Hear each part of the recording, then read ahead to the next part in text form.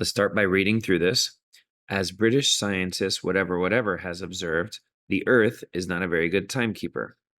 Earth's slightly irregular rotation rate means that measurements of time must be periodically adjusted. Specifically, an extra leap second is added whenever time based on the planet's rotation lags a full 9/10 of a second behind time kept by precise atomic clocks. First, what I want you to notice is that there was a lot of momentum there. An extra leap second is added whenever time based on the planet's rotation lags a full 9/10 of a second behind. So, if you're listening to this video and it makes sense right now that there should be no comma and that we're going to pick D, that's totally fine. But to explain a little bit further, what we want to make sure we know is that there's a parentheses right here.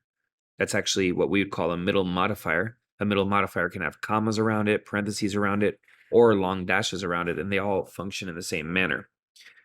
So the extra leap second is added whenever time based on the rotation lags a full 9/10 of a second behind. So that all works great.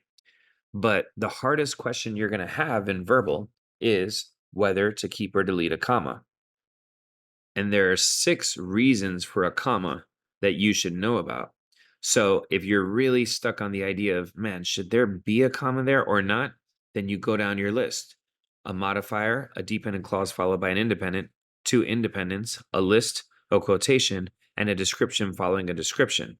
And if it can't be any of these 6 reasons, which it can't, then we're just going to go for the one that has a lot of momentum to it. And maybe a shorter way to say that is we don't want to complicate things when they're nice and simple. So the answer here is D.